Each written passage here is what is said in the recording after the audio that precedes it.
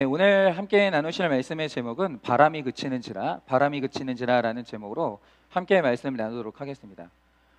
A 집사님이라는 분이 계셨었는데 이분에게는 공부를 잘해서 우상으로 삼고 있던 딸이 있었습니다. 그러니까 우리나라처럼 굉장히 그 기술직을 천대하고 공부하는 것, 학적인 것들을 우상으로 삼는 나라에서 내 자녀가 공부를 잘한다는 건 어마어마한 자랑거리인 것 같아요. 우상이 될 만하죠. 그런데 이 공부 잘했고 소중한 딸이 중학교에 들어가더니 우울증에 걸렸습니다. 그러니까 이게 참 부모님들이 내 자녀의 주제를 알고 내 자녀를 정확히 알아야 되는 게, 아이들이 그러니까 한 100만 명 중에 1명, 2명 공부 잘하는 애들이 있을 거 아니에요. 걔들을 따라잡겠다고 내 자녀를 모른 채로 밀어붙이다가 얘네들이 어느 날 탈진하고 우울증에 걸리는 거예요.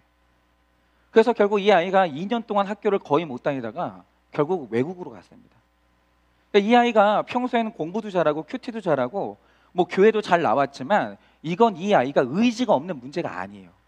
그러니까 이게 우리 가족들이 어떤 사람이 이게 우울증에 걸렸을 때 정신력이 약한 거야.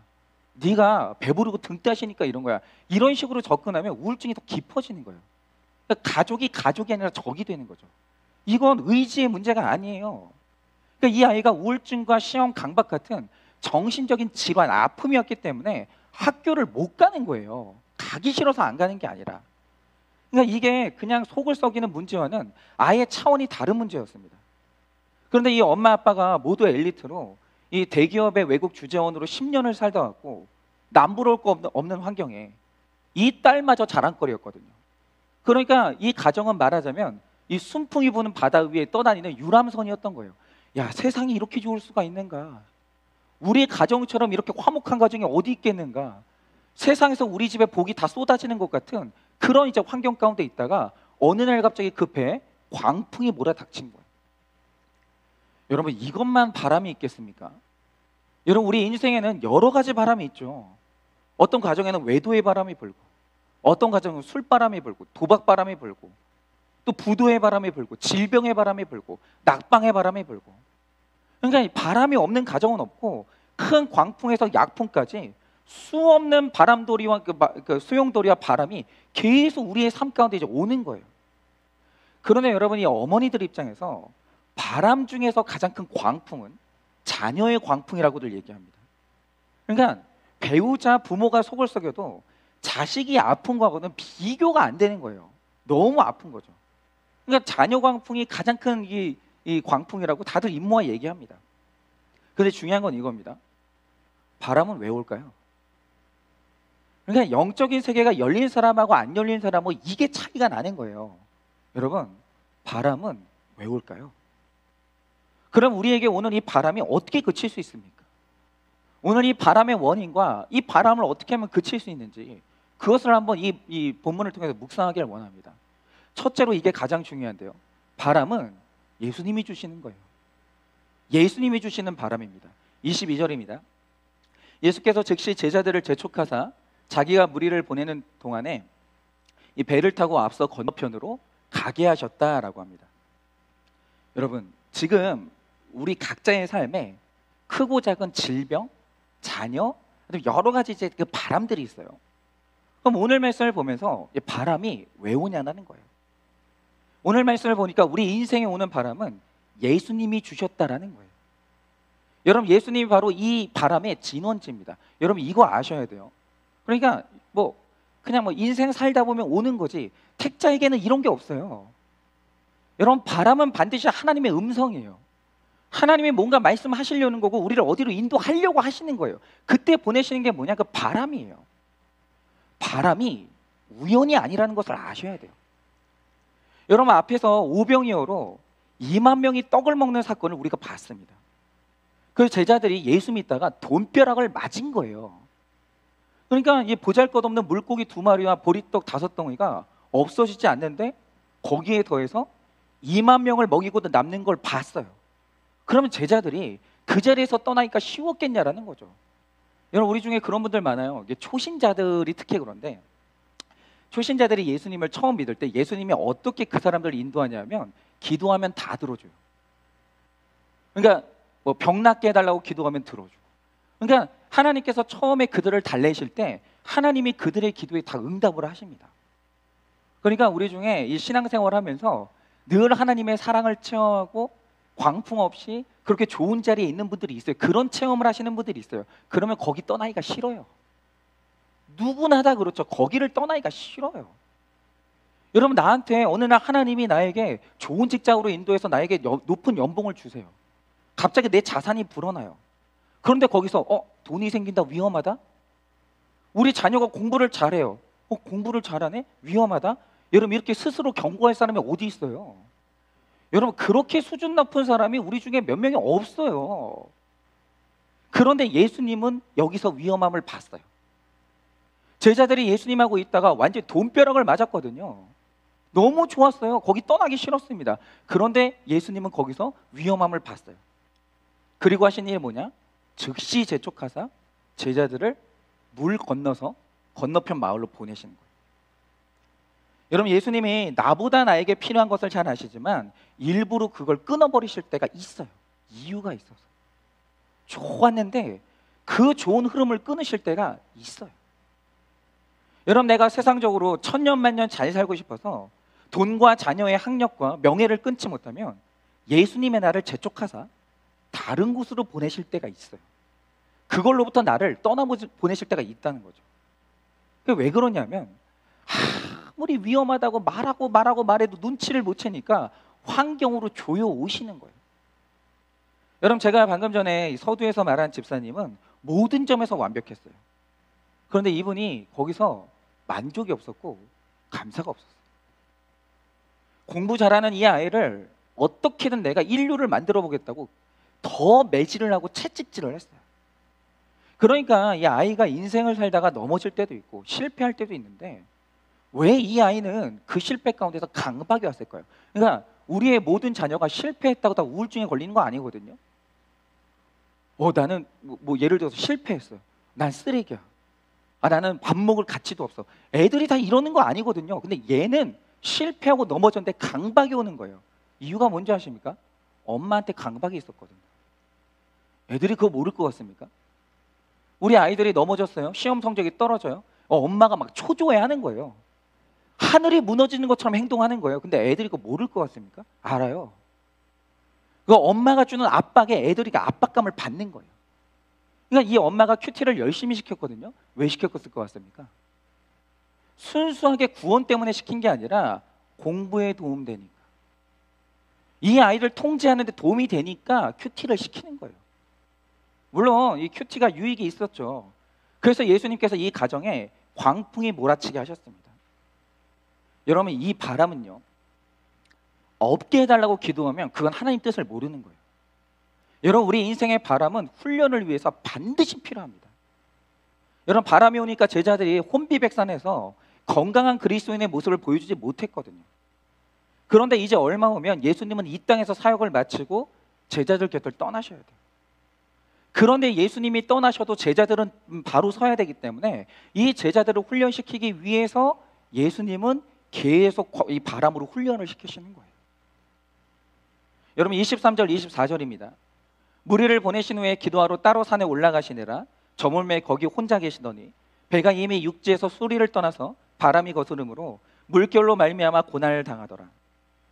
여러분, 무리를 보낸 후에 따로 기도하신 주님은 제자들이 풍랑을 만나서 고난 당하고 있는 걸 다 하셨어요. 전부 다 알고 계셨습니다. 거기에 광풍이 불게 한 것은 예수님의 세팅이었어요. 그러나 주님은 제자들의 훈련을 위해서 제자들 곁으로 가지 않으시고 제자들이 충분히 바람을 겪도록 혼자 계시는 거예요. 가지 않으시는 거예요. 반면에 여러분, 제자들 입장에서 광풍을 한번 생각해 볼게요. 이 제자들이 왜 그 바다로 갔습니까?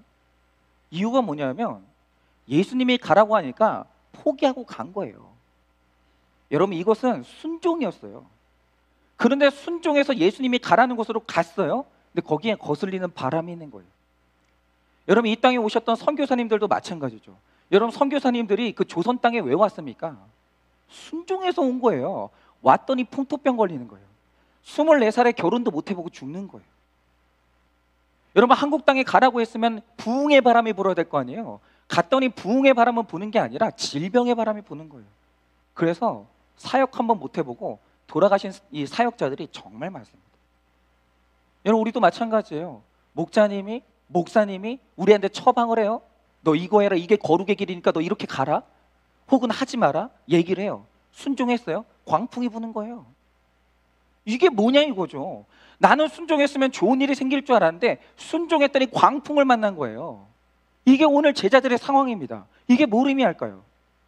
여러분 오늘 주님이 우리에게 가라고 하시는 길은, 잘 들으세요, 거룩하라고 하는 길이고 훈련시키는 길이지 순풍이 부는 꽃길만 골라서 보내시는 게 아니에요.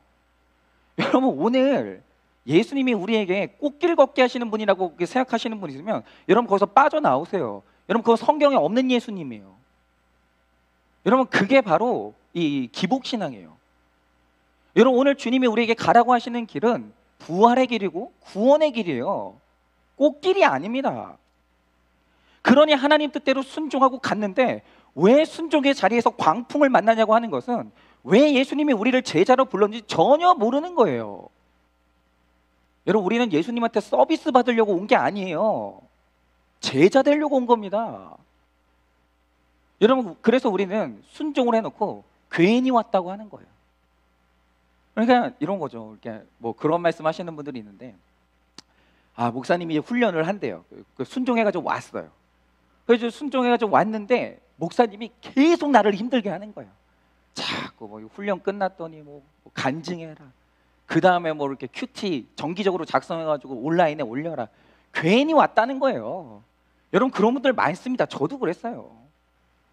여러분 주님이 주시는 것은 선하지 않은 것이 없는데, 여러분 잘 들으세요. 제가 신앙생활하면서 순종해서 명예와 부귀가 올 때 이걸 부당하다고 말하는 사람은 아무도 없었어요. 자, 오늘 네가 성공하는 게 하나님 뜻이야?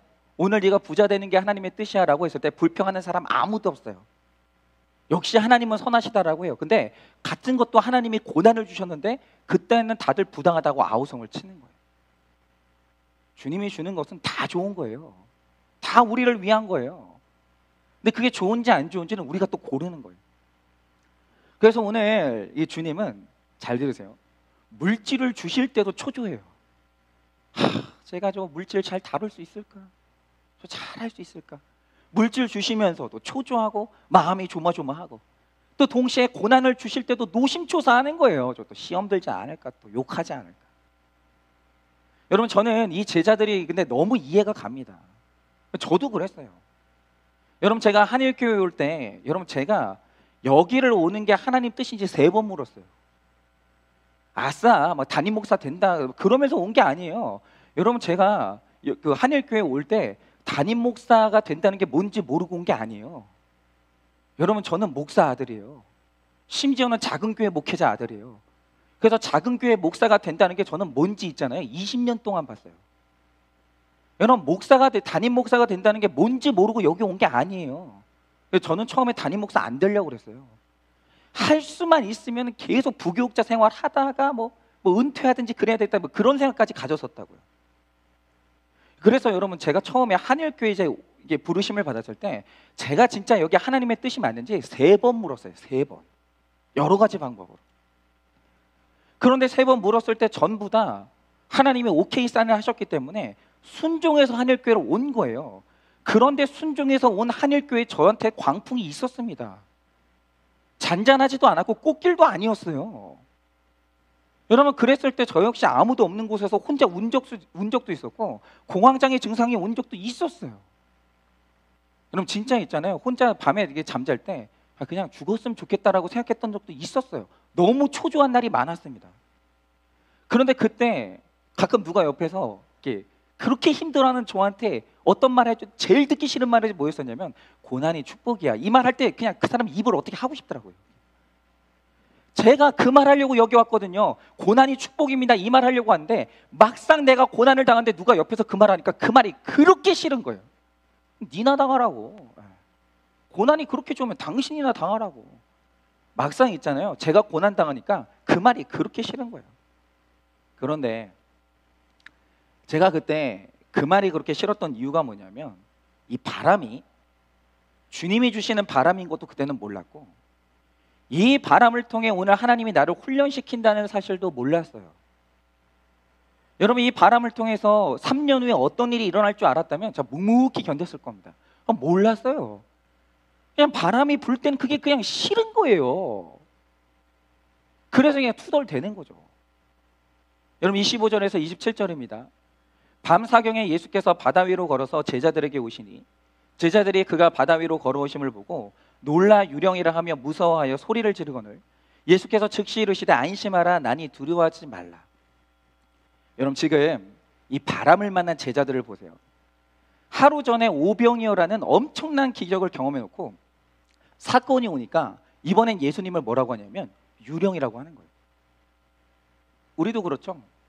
뭐 그냥 은혜 받을 때는 뭐 주님 사랑합니다 그래놓고 이제 광풍이 오고 막 고난이 오면 내가 예수 만나가지고 내가 이혼도 못하고 내가 욕도 못하고 죄도 못 짓고 막 이런다고 그러면서 막 예수님을 유령이라고 하는 거예요.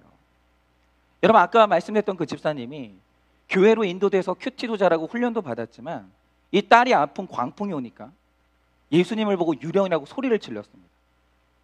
우리가 이 사건이 오면, 여러분, 우리가 지금 평안할 때 왜 말씀 듣겠어요? 말씀 듣는 이유가 뭐냐면 에스더가 그랬죠. 이때를 위함이라. 그러니까 장차 우리에게 올 이 고난을 위해서 우리가 미리 말씀을 듣고 가는 거예요. 그래서 사건이 일어나면 내가 이때를 위해서 그동안 말씀을 듣고 훈련을 받았구나, 이러면 되는데 오늘 제자들이 유령이라고 놀라는 거예요. 그런데 여러분, 제자들이 유령이라고 놀라니까 우리야 얼마나 그러겠습니까? 여러분, 주님을 믿고 가는 인생은 앞으로 어떤 사건이 올지 걱정할 필요가 없어요. 왜냐하면 물 가운데서도 불 가운데서도 침몰하지 않는다고 약속을 하셨거든요. 여러분, 광풍 옵니다. 불시험이 옵니다. 그걸 막을 수는 없어요. 그런데 분명히 말씀하시는 게 뭐냐면 불 가운데 우리는 타지 않고 물 가운데 침몰하지 않는 거예요. 그건 하나님의 약속이에요. 내가 손을 놓더라도 위급하면 주님이 택자인 나를 잡아주시는 거예요. 그런데 이 잡아주시는 시간이 언제냐면 오늘 말씀을 보세요. 언제냐면 밤 사경이에요. 이 가장 어두운 시간이거든요. 그러니까 예수님의 잡아주심은 그 전에 오시는 것도 아니고 그 후에 오시는 것도 아니에요. 아주 약간의 빗줄기가 있을 때 오시는 게 아니라 아예 빗줄기가 사라졌을 때 가장 어두운 밤 사경에 붙잡으러 오시는 거예요. 이상하죠. 우리는요, 우리 힘이 조금만 남아있어도 있잖아요, 자기 고집부려요. 가끔 이제 목사하고 기싸움 하시는 분들이 있어요. 그냥 태생적으로 조종당하는 걸 되게 싫어하는 분들이 있어요. 그냥 약간 이제 이게 꼬인 건데, 저 목사님이 하라는 대로 하면 되게 이상하게 되게 자존심 상하는 분들이 있어요. 그러니까 내 힘이 조금이라도 남아있으면 이게 저항이 있어요. 근데 사람이 언제 말씀이 들리고 사람이 언제 순종하는가? 밤 사경이에요. 가장 칠흑 같은 어둠이 찾아왔을 때 말씀이 그때 딱 들려요. 근데 그때가 지나면 새벽이 오는 겁니다. 여러분, 아까 말씀드린 그 집사님은 3년이 되도록 딸 이야기를 오픈을 못했어요. 3년. 여러분, 그 3년 동안 말씀이 있는 공동체에 있으면 맨날 그 얘기하거든요. 오픈하십시오. 도움을 요청하십시오.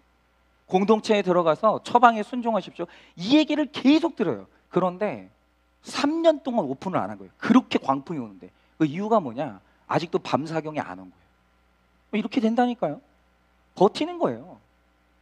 그러다가 마침내 밤 사경에 아무것도 할 수 없는 지경이 되었을 때, 그때 내 힘으로 아무것도 할 수 없으니까 목장에 드디어 딸의 사건을 오픈했어요. 그리고 기도를 부탁하는 거예요.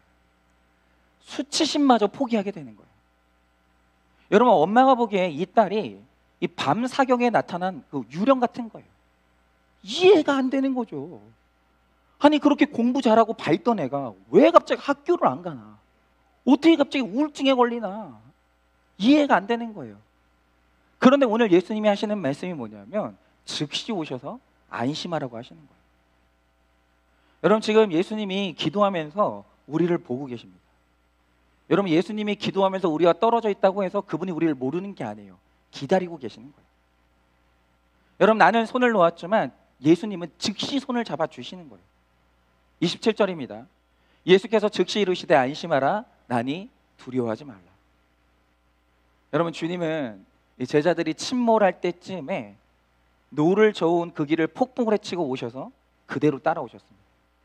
그리고 하시는 말씀이 뭐냐면 내가 있으니까 두려워하지 말라, 안심하라고 그렇게 하십니다. 근데 저도 그랬던 것 같아요. 오늘 우리한테 밤사경에 있는 사람한테는 이게 필요해요. 이 위로, 격려, 힘이 필요해요. 안심하라고. 너 지금 내가 너를 침몰시키려고 하는 게 아니라 내가 너를 훈련시키는 거고 내가 너를 강하게 하는 거니까 두려워하지 말라고. 내가 너 절대로 침몰하게 안 내버려 둔다고. 이 음성이 반드시 필요해요. 밤사경에는. 이거 없는 사람이 그대로 우울증에 걸려가지고 자살까지 가는 거예요. 그래서 정말 믿음과 말씀으로 격려하고 위로해주는 공동체는 반드시 필요한 거예요. 그러니까 저는 이 코로나 시대 있잖아요. 이게 하나님이 우리에게 주시는 이 밤사경이라고 생각해요. 전 세계 하나님께서 밤사경을 주시는 거예요. 공동체도 못 만나게 하고 비바람이 몰아치는데 이거 어떻게 할 수가 없는 거예요. 만날 수가 없는 거예요. 하나님께서 왜 이런 이 광풍을 우리에게 허락하실까? 그런데 이때 우리가 아주 절실하게 느끼는 게 뭐냐면 공동체가 없는 삶은 코로나 블루라고 하잖아요. 그 전에 우리가 마음껏 만날 때는 이런 게 있는지도 몰랐어요. 우리가 이렇게 깊은 이 우울함으로 빠질지 아무도 몰랐어요. 이게 이렇게 힘들 줄 몰랐다라는 거죠. 그런데 모든 게 끊어지고 나니까 이 코로나 블루라는 단어가 생기는 거예요. 그게 뭐냐면 어떻게 할 수가 없는 거예요.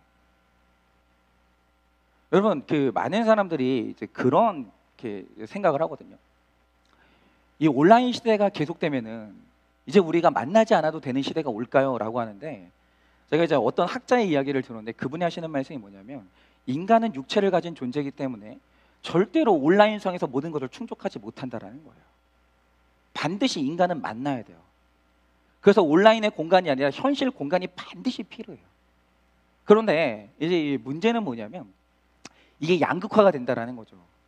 그러니까 지금 현실 세계에 내 공간이 없는 사람들이 자꾸 있잖아요. 온라인으로 가는 거예요. 그래서 지금 이 현실 세계에서 온라인에서 가장 많은 시간을 머무는 집단이 어딘 줄 아십니까? 청소년들이에요. 왠지 아십니까? 청소년들은 현실 공간에 자기 공간이 없어요. 그래서 사실 이 교회가요, 이 공간을 마련할 때 이게 사실은 이게 어른들이 자주 쓰는 공간으로 꾸미면 안 돼요.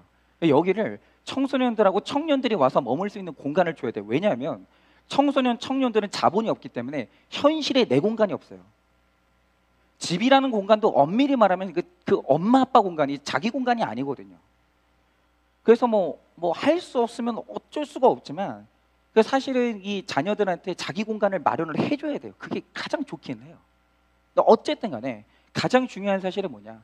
사람은 실질적인 공간에서 사람과의 만남이 필요해요. 공동체가 필요하다는 거죠. 여러분, 사람하고 끊어지고 공동체의 만남이 끊어지잖아요. 상당한 장애들이 나타나요. 지금 우리 아이들이 이게 마스크 하나를 가렸을 뿐이잖아요. 근데 이 마스크 한 장 때문에 학습 부진이 어마어마하다는 거 아닙니까? 얼굴 표정을 볼 수가 없으니까, 입 모양을 볼 수 없으니까 이 아이들의 학력 저하가 어마어마하다는 거예요. 여러분, 이렇게 우리는요 끊어져서는 살 수가 없는 거예요. 이 공동체가 필요함을 이 배우는 시간이 언제냐면 이게 밤 4경이에요. 그래서 이 집사님이 잘한 게 하나 있다면 그게 뭐냐면 떠날까 말까를 계속 고민했어도 이 교회 공동체에 3년을 묶여 있었다라는 거예요. 28절 29절입니다. 베드로가 대답하여 이르되 주여 만일 주님이시거든 나를 명하사 물 위로 오라 하소서 하니 오라 하시니 베드로가 배에서 내려 물 위로 걸어서 예수께로 가되. 베드로가 그러니까 여전히 긴가민가하니까 예수님이 오라고 하시는 거예요. 그런데 오라고 응답받아서 갔더니 어떻게 됐습니까? 30절을 보니까 바람을 보고 무서워 빠져가는지라 소리질러 이르되 주여 나를 구원하소서 하니. 그러니까 이 구절을 잘 보세요. 이게 신자들의 모습인데, 자, 예수님이 오라고 하셨어요. 그러면 발을 딛자마자 빠진 게 아니에요. 걸어가다가 바람을 보고 빠진 거예요. 이게 바로 성도들이 흔들림이에요. 우리들도 그렇죠. 이렇게 우리가 믿음 가지고 간다고 하는데 이 길을 아예 안 간 게 아니에요. 믿음이 아예 없는 건 아니에요. 중요한 건 뭐냐? 바람이 불면 가다가 빠지는 거예요. 그게 바로 실족이에요. 여러분, 실족은 구원받지 못한 사람한테 일어난 일이 아니에요. 실족은 구원받은 신자한테 일어나는 일이에요. 언제든 신자는 이 믿음의 길을 가다가 바람이 불면 빠질 수 있는 거예요. 베드로가 그랬으면 우리도 그럴 수 있는 겁니다. 31절이에요. 예수께서 즉시 손을 내밀어 그를 붙잡으시며 이르시되 믿음이 작은 자여 왜 의심하였느냐 하시고. 그러니까 이 원리를 잘 보세요. 왜 우리가 큐티를 맨날 해야 되느냐? 잘 들으세요. 맨날 해야 돼요. 왜 그러냐면 매일 집중해서 예수님을 쳐다볼 때는 갈 수 있는 길이에요. 광풍의 길은 반드시 그러합니다. 여러분, 어떤 사람도 집중하면서 예수님 음성을 듣고 위로받고 은혜 받으면서 이 길을 가면 반드시 이 광풍의 길은 통과할 수 있어요. 이 예배 드릴 때는 모든 것을 할 수 있을 것 같아요. 그러나 금세 예수님처럼 갈 수 없기 때문에 그래서 우리한테 훈련이 필요한 거예요. 여러분, 큐티는 날마다 해야 돼요. 날마다 큐티하면서 내 인생을 이 묵상하고 해석받으면서 가는 사람은 반드시 이 길을 통과할 수 있습니다. 그런데 그게 잘 안 돼요. 날마다 큐티하는 게 보통 어려운 게 아니에요. 몸에 익어야 돼요. 그래서 해야 되는 게 뭐냐면 훈련해야 되는 거예요. 여러분, 가다가 빠지는 일들을 다 겪어가면서 훈련을 해야 되는 거예요. 그러니까 뭐 이런 거죠. 명절 때 한 3일 안 한다고 하죠. 그러면 명절 3일 안 하다가 또 이제 큐티 하려고 하면 되게 힘들어요. 한 달 안 하다가 또 그냥 또 이제 고난이 오면 그때 다시 큐티 시작하고 뭐 이런 식으로 왔다 갔다 하면서도 우리가 큐티 훈련은 계속 해야 되는 거예요. 여러분, 가만히 보면요, 그 우리나라 사람처럼 다른 나라에는 없는 말이 있어요. 한국에는. 제가 알기로는 다른 나라에는 이런 말이 없어요. 근데 한국에만 있는 유일한 말이 뭐냐? 그 단기 속성이라는 말이에요. 이게 진짜 우리나라 사람들 단기 속성 되게 좋아해요. 그러니까 영어든 수학이든 뭐 언어든 뭐든 빨리 해주기를 원해요. 그러니까 단기 속성, 짧은 시간에 빨리 배우는 길이 있냐라는데 그런 길은 없어요. 여러분, 영어에 단기 속성이 있습니까? 아니, 수학에 단기 속성이 있어요? 아니, 심지어는 목사가 설교를 한다고 할 때 설교 잘하는 단기 속성 그 코스가 있습니까? 그러니까 신문에 단기 속성이라는 말이 나오면 그냥 다 사기예요. 다 사기. 그런 광고는 우리나라에서밖에 안 해요. 우리나라 사람들은 먹히거든요. 단기 속성을 워낙 좋아해서. 그러니까 제가 가끔 이제 이메일로 이제 문의를 받을 때 진짜 그런 분들 많아요. 제가 지금 외국에 살다가 잠깐 한국에 나온 주재원인데 한 2달 만에 큐티를 배울 수 있는 단기 속성 코스가 있냐고, 있으면 좀 알려달라는 거예요. 그런데 그런 메일에 어김없이 드리는 답이 있어요. 그런 코스는 없어요. 죄송한데 그런 코스는 없어요. 여러분, 영적인 것은 하루아침에 되는 게 아니에요. 그러니까 여러분이 이 큐티하는 교회에 발을 딱 들이셨으면 그냥 계속 목사한테 괴롭힘 당할 생각을 하시면 되는 거예요. 하루아침에 되는 게 아닙니다. 여러분, 언제나 우리가 빠지지 않고 이 길을 걸어간다는 것은 기다림과 훈련의 과정이 필요한 거예요. 여러분, 어떤 분이 이 남편의 외도 문제로 이제 공동체 왔는데 내 삶의 결론이야라고 하면서 몇 번 예배는 드렸어요. 근데 중요한 사실이 뭐냐면 많은 사람들이 자녀 문제가 생겨요. 배우자 문제가 생겨요.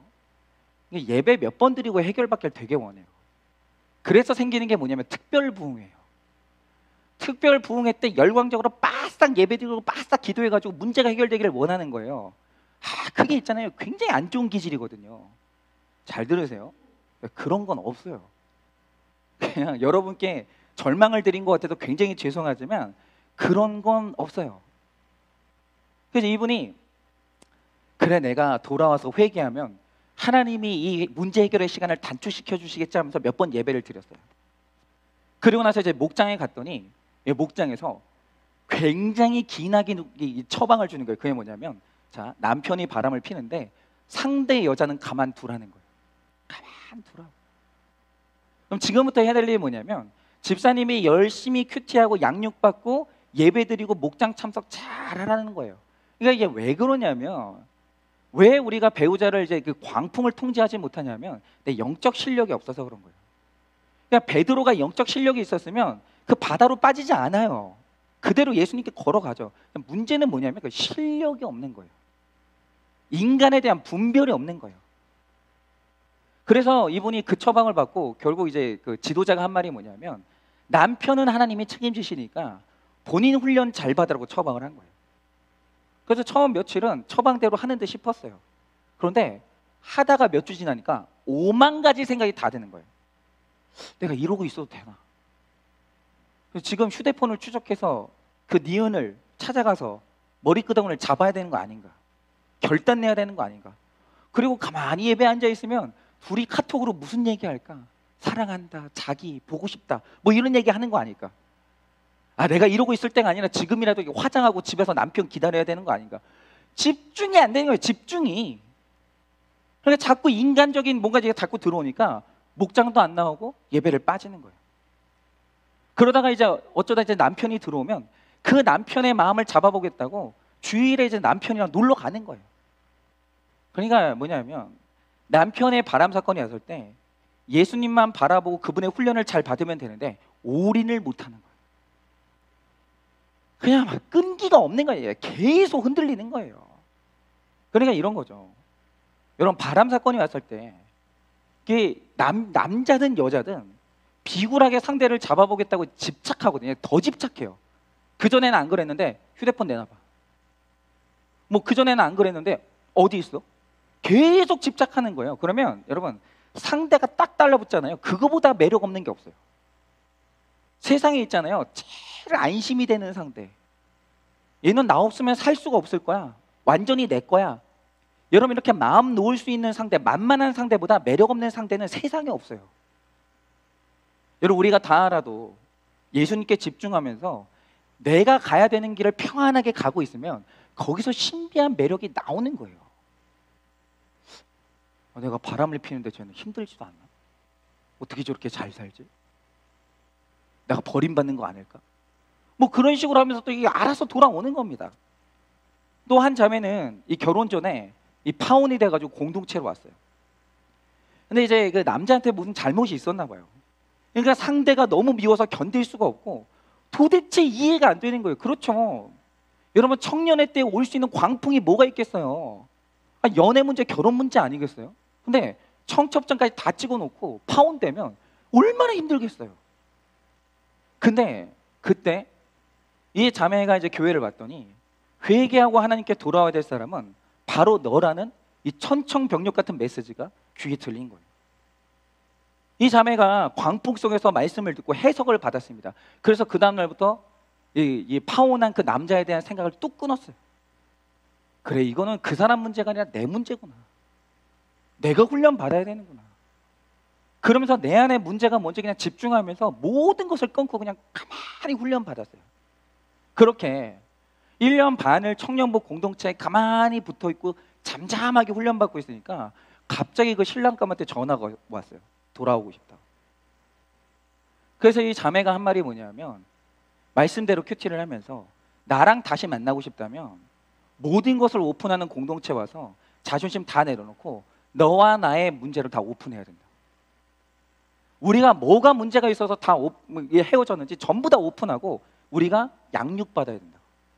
우리 서로가 실력이 없어서 헤어졌기 때문에 실력을 기르기 전까지는 우리 다시 만나면 안 된다. 아주 단호하게 얘기한 거예요. 붙잡지 않았습니다. 그랬더니 신랑감이 와서 순종하고 양육받고 구원받아서 이 공동체의 축복 속에서 결혼을 했습니다. 여러분, 하나님의 뜻이 아니면 난리를 쳐도 도망가고 하나님의 뜻이면 가만히 있어도 돌아옵니다. 중요한 것은 뭐냐면 오늘 베드로가 실패한 글 있죠. 주님 바라보면서 똑바로 걸어가면 되는 거예요. 근데 우리는 자꾸 바람을 보고 세상을 보면서 빠져드는 거예요. 그렇게 그냥 우리 인생의 목적은 행복이 아니라 구원이라고 얘기를 해도 현실 속에서 불신자들하고 대화를 그렇게 하는 거예요. 뭐 눈 뜨고 일어나면 누가 땅으로 돈을 막 5억, 10억 벌었다고 하고, 뭐 주식해가지고 얼마를 벌었다고 하고, 그럼 또 빠져드는 거예요. 안 되는 거예요. 주님만 보고 똑바로 가는 게 안 되는 거예요. 작은 하나님이 광풍을 통해서 계속 사인을 주시는데도 집중이 안 되는 거예요. 그래서 사실은 시간이 걸려야 돼요. 여러분, 지금은 물에 빠질 수 없는 작은 믿음이라도 끊임없이 훈련받으면서 가는 것이 성도의 인생입니다. 그러니까 저도 목회를 하면서 제가 훈련 받고 있다는 걸 느껴요. 여러분, 다시 말씀드립니다. 가정의 바람이었죠. 자녀 바람이 왔어요. 배우자의 바람이 왔어요. 물질의 바람이 왔어요. 바람이 왜 왔다고요? 주님이 보내신 거예요. 우리의 훈련을 위해서 오늘 주님이 이 바람을 보내신 겁니다. 이젠 좀 그 음성을 들으셔야 돼요. 적용절면 들어봅니다. 나에게 찾아온 바람을 누구 때문이라고 원망하십니까? 그러니까 뭐 자녀가 막 문제가 생기면 남편들은 그렇죠. 뭐 네가 애를 어떻게 그냥 길렀길래 애가 이렇게 됐냐. 뭐 집에서 그냥 살림하면서 네가 하는 일이 뭐냐. 그러면 그냥 빵점인 거예요. 그냥 구속사가 없는 거예요, 그게. 뭐 그냥 뭐 우리 집에 물질적인 어려움이 오면 그냥 내가 능력 없는 너를 만나가지고 내가 그때 그 남자를 만나서 결혼했어야 되는데 이러면 그냥 아무것도 없는 거니까 그 빠져드는 거예요. 여러분, 나에게 찾아온 바람이 누구 때문이라고 원망하십니까? 그 바람이 나를 훈련하기 위해 주님이 주신 바람인 것을 깨달으십니까? 소리 지를 수밖에 없는 무서운 사건에서 돈과 사람을 향해 허무한 도움을 구합니다.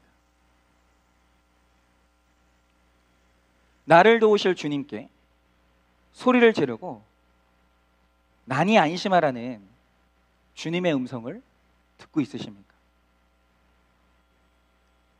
내 소리를 듣고 달려와서 안심하라고 말해줄 믿음의 지체가 있으십니까? 고난 가운데 주님만 바라보면 살아날 텐데 고난 자체만 열심히 묵상하면서 포기와 낙심으로 빠져가고 있으십니까? 여러분 어떠십니까? 두 번째로, 그러면 어떻게 바람을 이길까요? 그러니까 먼저 바람을 이기기 위해서는 이 기도하는 삶을 살아야 됩니다. 23절입니다. 무리를 보내신 후에 기도하러 따로 산에 올라가시니라 저물매 거기 혼자 계시더니. 여러분, 제자들이 택함 받고 구별되어서 이 십자가 사명을 감당해야 될 자들이에요. 우리도 그렇습니다. 여러분, 우리가 부름받는다는 것은 잘 보세요. 남들은 지옥 가는데 나는 천국 가는 걸로 부름받은 게 아니에요. 구원을 그렇게 생각하시면 여러분은 굉장히 큰 오해를 하시는 겁니다. 여러분이 오늘 이 구원으로 부름받았다는 것의 의미가 뭐냐면 여러분이 감당해야 될 사명이 있다라는 거예요. 그러니까 이런 거죠. 부름받았는데 사명을 감당하지 않으면 이렇게 말씀드릴 수밖에 없어요. 그 대가가 있어요. 그 게으름에 대한 대가는 내가 치러야 되는 거예요. 우리가 감당해야 될 사명이 있습니다. 그래서 중요한 것이 제자 양육이었기 때문에 예수님은 이것을 위해서 무리의 열광에 취하지 않으시고 예수님이 하시는 게 뭐냐면 좋은 일이 일어났을 때 기도하시는 모범을 보이는 거예요. 그러니까 오늘날 진짜 지금 우리 인생에 진짜 필요한 그 어른이 누구냐면 이 모범을 보여줄 어른이에요. 문제는 뭐냐면 이런 거죠. 자, 어른들이 조금만 뭐가 잘 되면 자녀들 앞에서 교만해져요. 그렇게 무시를 하는 거예요. 예, 그 집 엄마는 뭐하니? 뭐 대학도 변변치 않은 데 나왔네. 뭐 이런 식으로 있잖아요. 조금만 내가 잘 되면 애들 앞에서 그렇게 교만하는 거예요. 근데 그러다가 조금만 못 되면 그렇게 좌절하는 거예요. 너무 인간적이고 너무 육적인 거예요. 영적인 게 아무것도 없는 거예요. 보여주는 게 없는 거예요. 근데 오늘 예수님이 하시는 게 뭐냐면 자, 잘 됐어요. 어마어마한 열광을 받아요. 근데 그 자리에서 무릎 꿇고 기도하시는 거예요. 근데 이걸 어디서 했냐? 제자들 앞에 하시는 거예요. 보여주는 거죠. 이게 뭐냐? 양육이에요. 그러니까 인생에 보여주는 어른이 필요해요. 이 어른. 여러분, 가정에서 부모가 돈 벌었을 때, 망했을 때, 부도가 났을 때, 자녀가 대학에 떨어졌을 때 내가 어떤 태도를 보이는지를 자녀들이 다 보고 배우고 있어요. 전부 다. 여러분, 자녀는요 반드시 나 닮아요. 그 아이가 위기일 때 어떤 길을 선택하느냐, 그건 내가 선택한 길 택하는 거예요.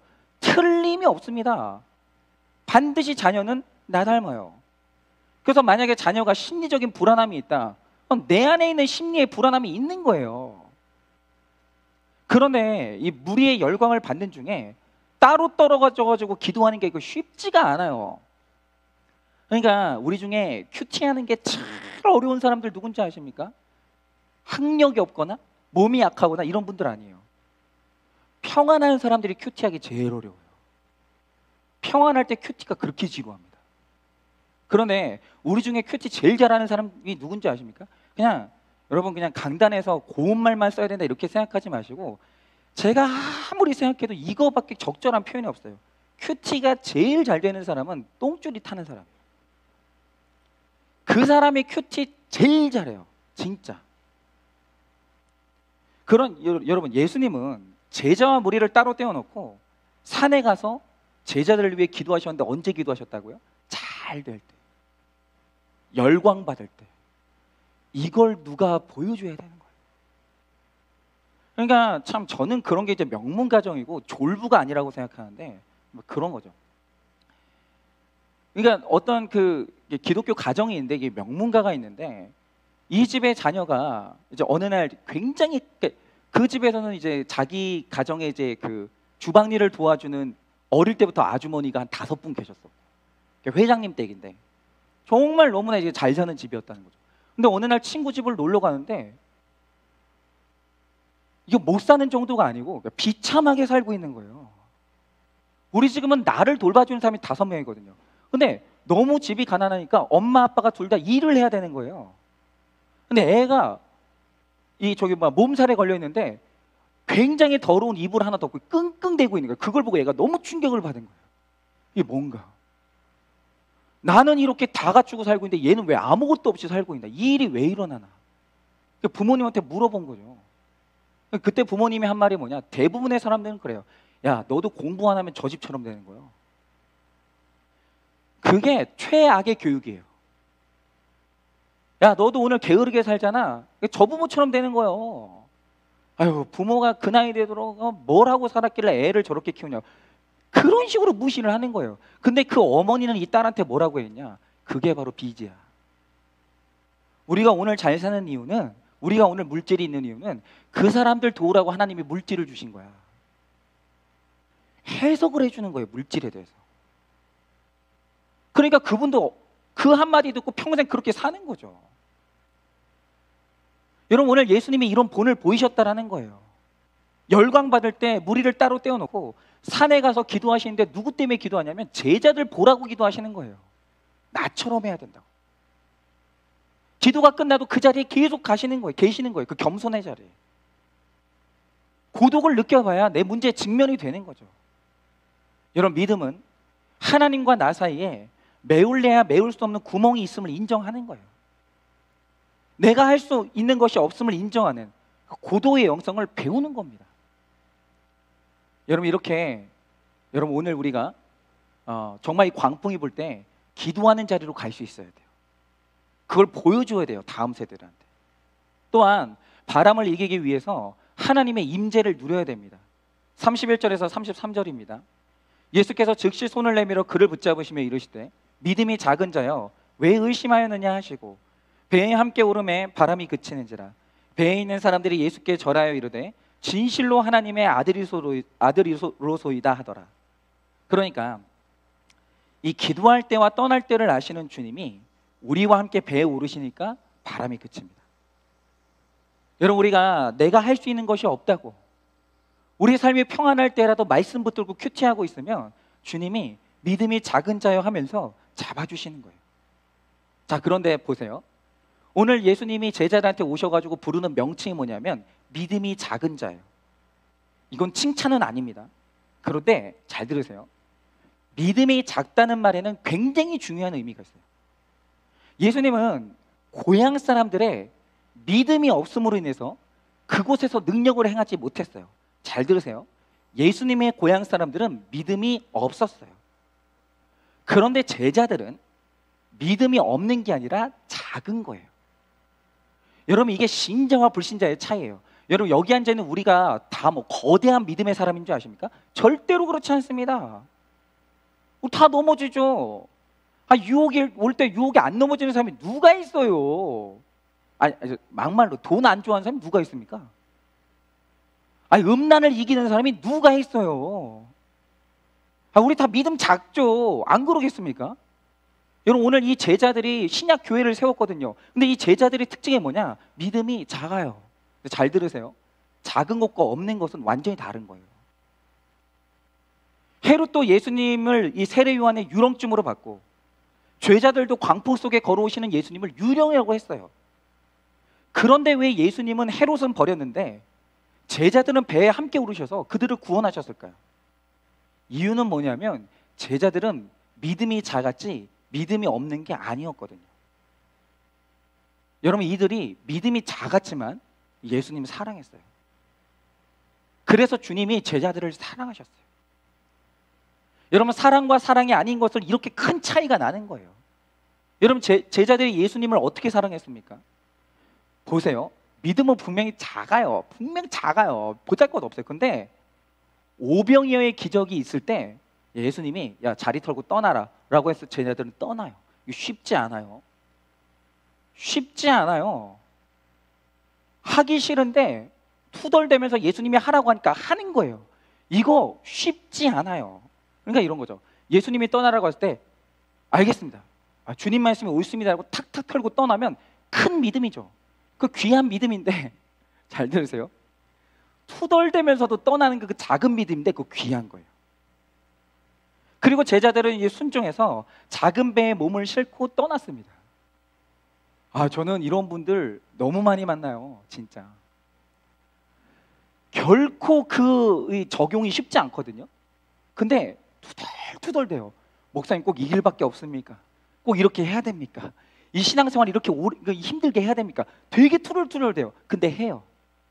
왜 그런 줄 아십니까? 하나님 사랑하는 거예요. 여러분, 순종했을 때 고난이 찾아와도 바람이 거슬려도 돛을 반대로 돌리면 쉽게 가는 거예요. 돌아가자.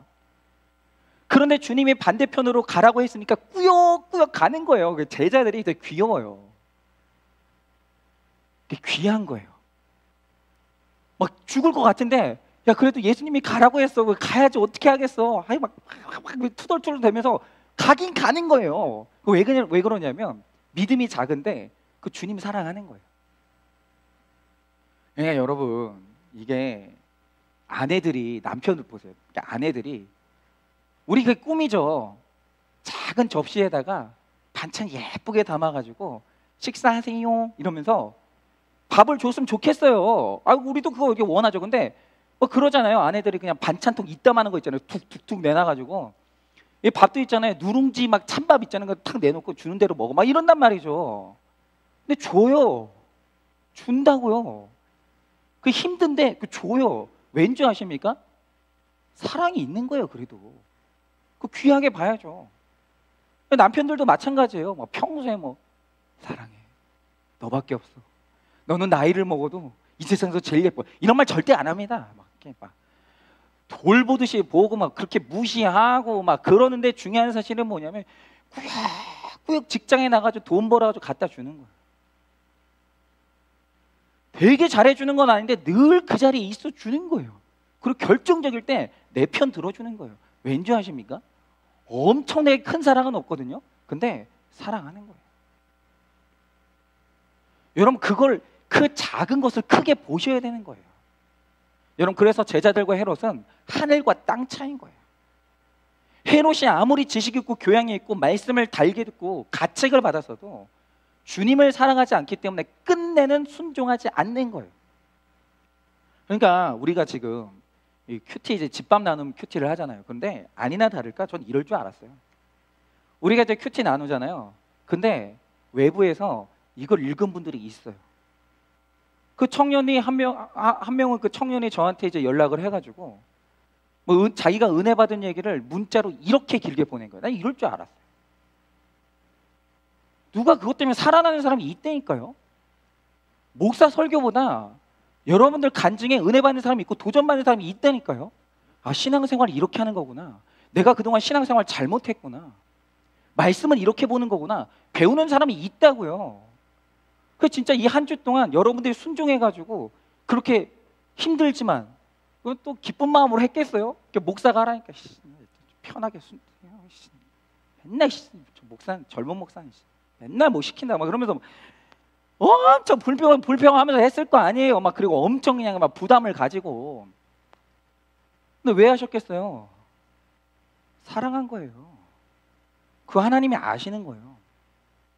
그러니까 저는 제 신앙생활에 지금 우리 한일교회 와서 제일 큰 기쁨이 뭐냐면 우리 두 분의 권사님이 계시는데, 우리 두 분 권사님이 1대1 훈련 1기 할 때 권사님이 그 연로하신 나이에 딱 신청하실 때 진짜 기뻤어요.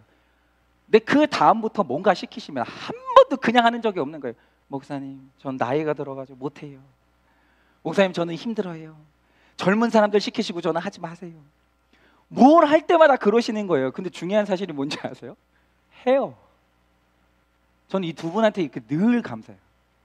그래서 우리 권사님이 이번에 이게 목요일이신가? 금요일이신가? 우리 권사님 차례였었는데 우리 권사님이 너무 힘든 거예요. 진짜 젊은 사람들 막 큐티하는 거 보고 기가 막힌 거예요. 못 하겠는 거예요. 못 하겠다는 거예요. 그래서 제가 해야 된다고 했어요. 권사님이 영적인 건강을 위해서 하셔야 됩니다. 그러니까 우리 권사님이 어떻게 했는지 아십니까? 잘하고 싶어가지고 교회 목요일날 찾아오셨어요. 그래서 저랑 같이 고민하고, 목사님 제가 이렇게 썼는데 이게 맞아요? 진짜 정성스럽게 해가지고 큐티를 올리시는 거예요. 힘들다고 못하겠다고 하는데 광풍이 부는데 가는 거예요. 앞으로 가는 거예요. 가라고 하니까. 그 이유가 뭔지 아십니까? 사랑하는 거예요. 하나님을 사랑하는 거예요. 그런데 하나님이 있잖아요. 그걸 보시는 거예요. 이게 하늘과 땅 차이인 거예요. 여러분, 복음서 어디를 봐도 제자들이 무식하고 보잘것 없어요. 작아요. 그런데 이 제자들이 예수님을 비방하고 비판하고 죽이려고 한 적이 한 번도 없어요. 주님 사랑했거든요. 그런데 고향 사람들, 그 잘났다는 서기관과 바리새인들, 왕이라는 헤롯은 날마다 주님 정죄하고 비판하고 죽이는 거예요. 끝내 불순종하는 거예요. 뭐를 권할 때마다 날마다 거절하는 거예요. 안 되는 거죠. 여러분, 아무리 겉모습이 멋지고 대단해 보여도 모두 판단대학교 정죄학부 비판학과 출신들이에요. 얼마나 그 정죄를 잘하는지. 순종은 죽어도 안 하는 거죠. 그런데 여러분, 베드로는 예수님을 저주하고 3번 부인을 했어도 입으로 하는 부인과 온몸으로 하는 부인은 차이가 있는 거예요.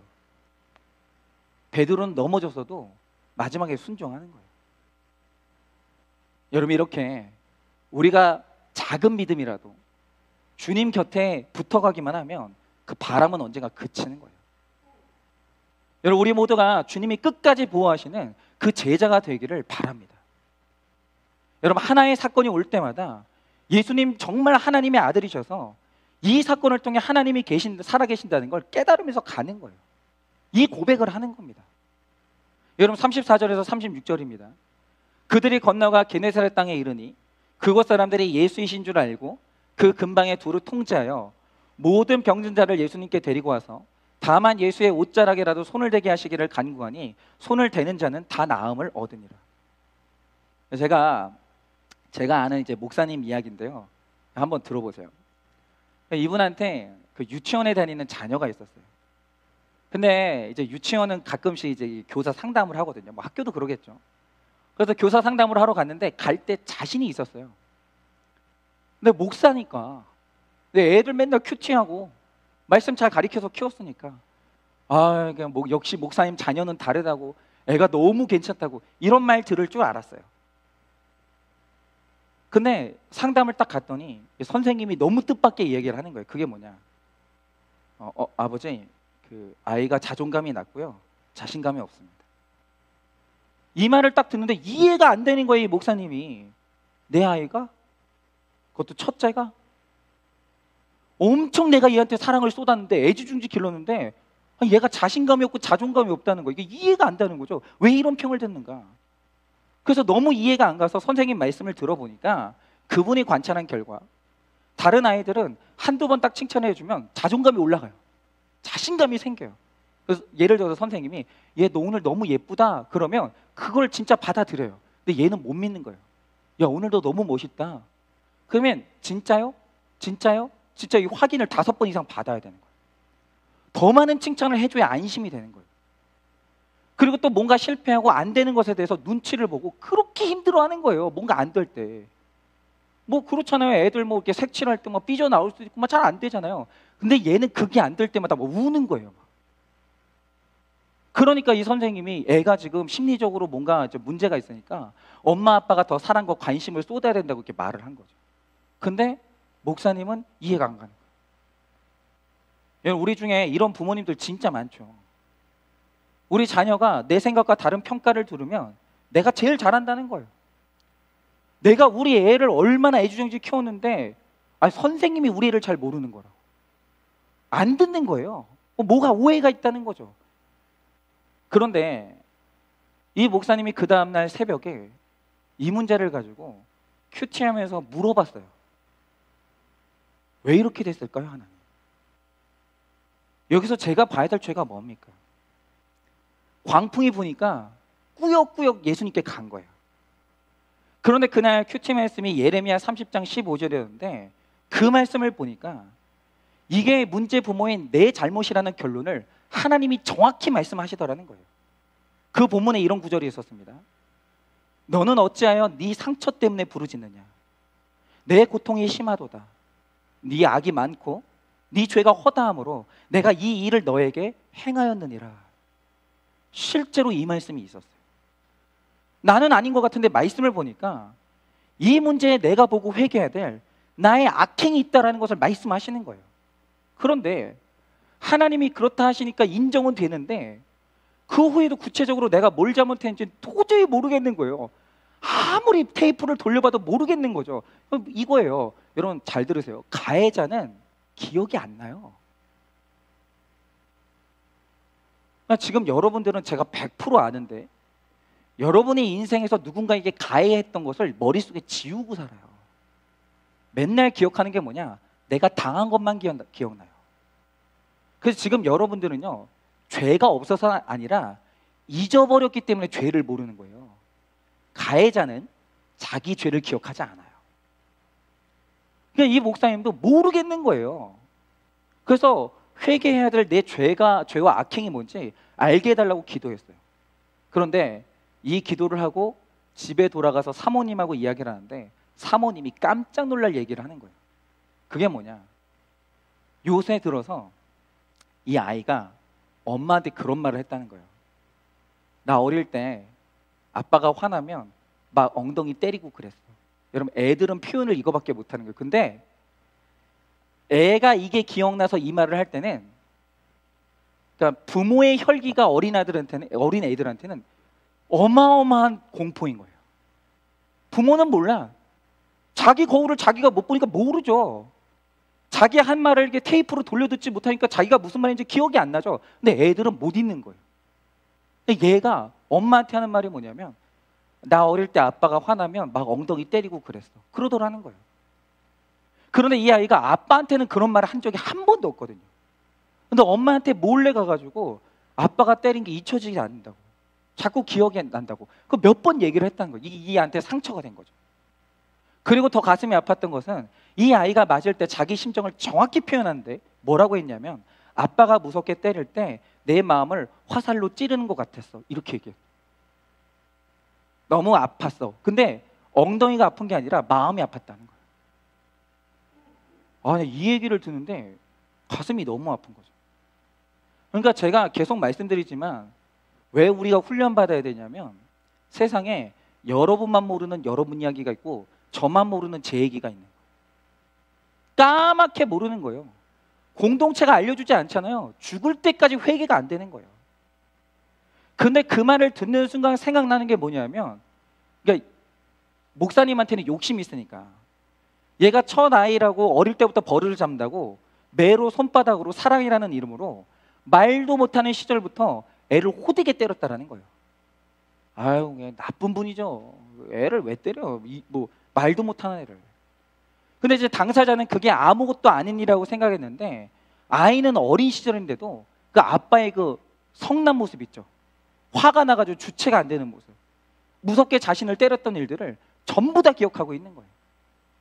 그리고 이것이 이 아이를 위축되게 하는 이 상처의 근원이었던 겁니다. 그러니까 오늘도 우리 자녀들 이렇게 안에서 어떤 우울함이 있고 뭔가 이제 뭐 뒤늦게 나타난 어떤 분노가 있다. 그러면 자녀들하고 대화를 해야 돼요. 그러니까 나는 너를 그렇게 기르지 않았어. 네가 오해를 한 거야. 너는 잘해준 건 기억도 못하고 못해준 것만 기억해. 이러지 마시라고요. 내가 기억하지 못하는데 죄가 있는 거예요.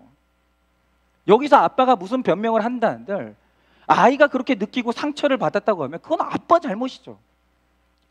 그날 저녁에 가족들이 큐티를 했어요. 그러면서 이 목사님이 이제 물은 거죠. 아빠가 어릴 적에 화내면서 너 때린 거 기억나? 그러니까 이 아이가 기억난다는 거예요. 그래서 마음이 어땠니? 라고 하니까 무섭고 속상했어 이러는 거예요. 그래서 이 목사님이 그래도 다행히 이제 회개를 아는 목사님이라 이 목사님이 그 큐티 시간에 그 이야기를 듣자마자 한 게 뭐냐면 그 자리에서 아이 앞에 무릎을 꿇고 용서를 구한 거예요. 아빠는 너를 사랑해서 그랬던 건데 잘못이 이렇게 방법이 너무 잘못됐다고. 내가 너한테 상처를 주고 아픔을 줘서 진짜 아빠가 정말 잘못했다고. 아빠 용서해달라고.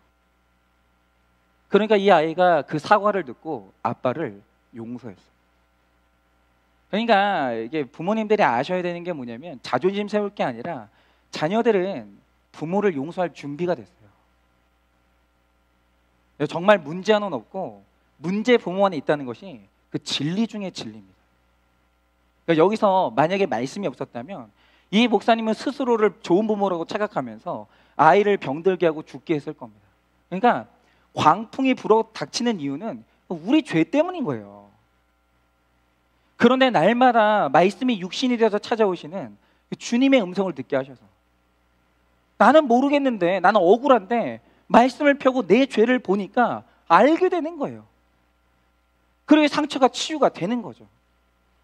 그 이제라도 회개하게 하시니 감사하다고 그렇게 고백을 하셨습니다. 그런데 이 목사님의 말씀이 뭐냐? 그날 자신의 죄를 고발했던 말씀에는 고발의 내용, 정죄의 말씀만 있는 게 아니라는 거예요. 여러분 이 말씀에는 회개하는 자에게 회복해 하시고 치료해 주겠다는 약속의 말씀이 늘 함께 있어요. 여러분 회개의 말씀에는 반드시 따라오는 게 있는데 치유와 회복의 말씀이 반드시 따라와요. 이게 성경의 법칙입니다. 성경은 정죄만 하는 법이 없어요. 여러분 예레미야 30장 17절에 이런 말씀이 있었다고 합니다. 내가 너의 상처로부터 새 살이 돋아나게 하여 너를 고쳐주리라. 다만 회개하며. 여러분 바로 이겁니다. 여러분 우리가 살면서 자녀들 앞에서 무릎 꿇고 회개해야 될 일이 한 번뿐이겠습니까? 이게 제가 우리 부모님들을 향해서 말하는 이유가 있어요. 언제나 은혜는 위에서 아래로 흐르거든요. 교회는 목사가 은혜 받아야 그 다음에 밑으로 은혜가 흐르고 가정은 부모가 은혜를 받아야 밑으로 흐르는 거예요. 여러분 아직도 나는 억울하다고 생각하십니까? 나는 잘 키웠는데 얘네들이 잘못 자랐다고 생각하십니까? 여러분 우리가 자녀들 앞에 무릎 꿇고 회개해야 될 일이 한두 번이 아니에요. 우리가 문제 부모이고 우리가 앞서 믿은 신앙인으로서 잘못 살았기 때문에 앞으로 자녀 앞에서 불신자들 앞에서 회개하고 무릎 꿇어야 될 일이 정말 많을 것입니다. 그러나 우리를 깨닫고 깨우쳐 주시는 주의 말씀 앞에 잘 머무르면 이해되지 않을지라도 다 우리가 뭐 동의되지 않을지라도 끝까지 그 길로 가면 주님께서 우리를 훈련하시고 양육하셔서 조금이라도 더 좋은 부모가 되게 하실 것을 믿어요. 제가 지금 여러분들 이렇게 훈련을 하고 있는데 뭐 지금 이제 큐티 이제 올리시는 분들은 그렇죠? 한번 20일에 한 번 이렇게 순서가 돌아오죠. 그런데 이제 나중에 시간이 지나면 이제 더 빨리 이제 내 순서가 돌아오는 방법을 이제 제가 연구를 할 거예요. 그래서 더 훈련을 시킬 거예요. 여러분 신앙생활 편하게 하려고 하지 마세요. 그런 거는 없어요. 예. 여러분 이게 바로 우리가 사는 길이에요. 여러분 밤 사경, 흑암 중에 어떤 사건이 올지라도 주님이 우리를 잡아주십니다. 광풍과 같은 바람 속에서도 천국을 누리는 믿음을 하나님께서 반드시 주신다는 거죠. 여러분 내게 찾아온 매서운 바람 속에 예수님이 계십니다. 그래서 너무 두려워서 주님하고 소리만 질러도 나다 안심하라, 두려워하지 말라 이렇게 말씀해 주십니다. 그러니까 혹시라도 이제 내 순서가 돌아와서 뭐 집밥 큐티 올리는 게 너무 두려운 분들 계시죠? 연락하세요. 그럼 제가 뭐라고 하겠어요? 두려워하지 마시라고, 제가 여기 있다고. 그럴 거 아니에요. 여러분 그게 공동체예요. 예. 그러니까 저기 뭐야, 이거 앞에 우리 이영선 집사님 계시는데 집사님이 저한테 주중에 전화하셨어요. 목사님 저도 하고 싶은데, 집밥 큐티 올리고 싶은데 저도 해도 되냐고. 그럼 제가 뭐라고 하겠어요? 그러면 제가 이제 조만간 과외할 거예요. 가가지고 집사님 이제 우리 이제 만나가지고 약속 잡았거든요. 만나가지고 큐티 알려주는 거예요. 어떻게 하는지.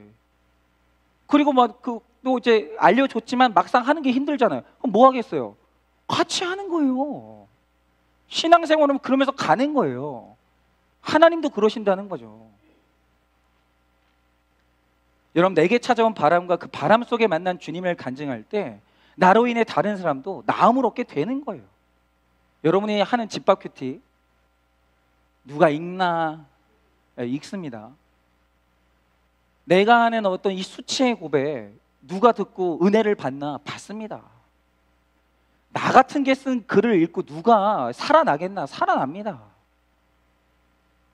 여러분, 부족해도 믿음이 작아도 예수님을 사랑하기에 열심히 따르는 제자들처럼 믿음과 소망을 가지고 예수님을 사랑하면서 걸어갈 때 광풍 속에서도 천국을 맛보며 이 참된 평안을 누리게 될 줄을 예수님의 이름으로 축원을 드립니다.